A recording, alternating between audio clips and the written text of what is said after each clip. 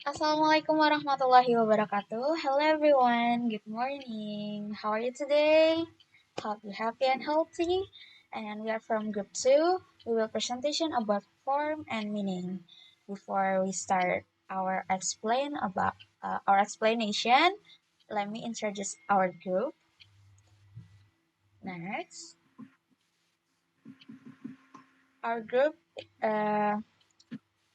is there Nabila Lutfiani. Hello Nabila. Hi. Hi, and there is Rahel Maygita. Hello Rahel. Hi. And there's me, I'm Rahmah Dwi Farikah. And first topic is about translation. And we'll explain everything by Nabila. Nabila, time is yours. Okay, thank you, Rahma. Translation is basically a change of form. The form of a language reverts to actual words, phrase, clauses, sentences, and paragraphs. Next.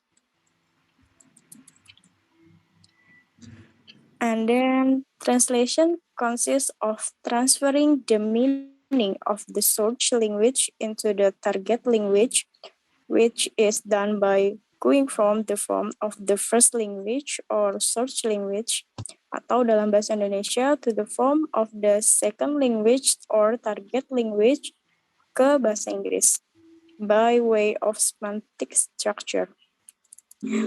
Translation consists of the first, studying the lexicon or grammatical structure, communication situation, and cultural context of the source language text. The second, analyzing it in order to determine its meaning.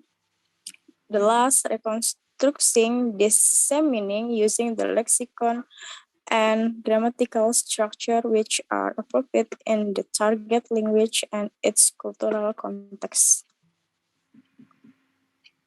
For example, in Indonesian, telur ceplok atau telur mata sapi. But in English, sunny side up. And then the second example, Javanese, Joko urip lola. But in Indonesian, Joko hidup sebatang kara. And in English, Joko lives alone or Joko has nobody. And then the next, Karahel. Okay, thank you, Nabila. Next is the best translation is the one which.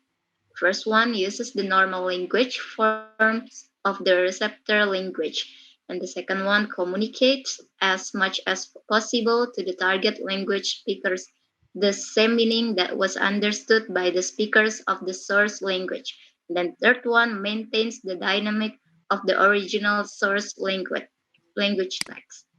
Okay, the next one, there are some characteristics of language that affect translation. The first one, meaning components are packaged into lexical items, but they are packaged differently in one language than in another. As example, anak-anak in bahasa Indonesia, and then it translates in it's translated as many children in English.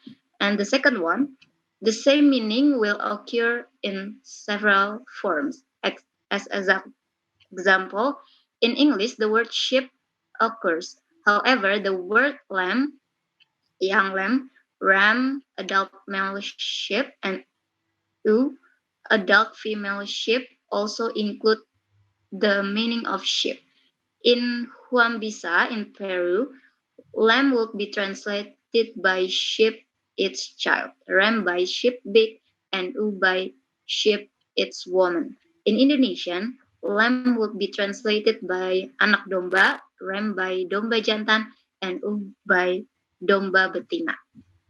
The third one form is used to represent several alternative meanings.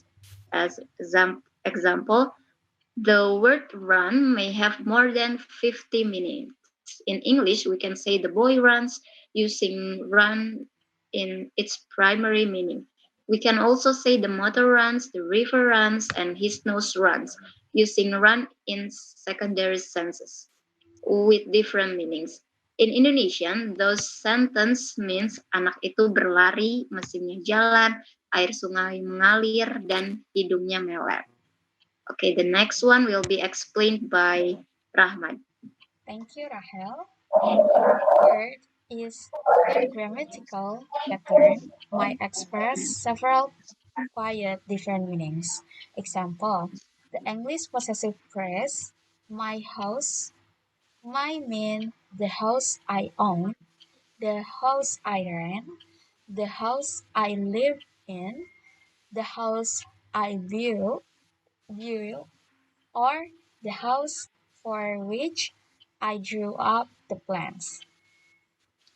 Next, and the five is whole sentence might also have several functions.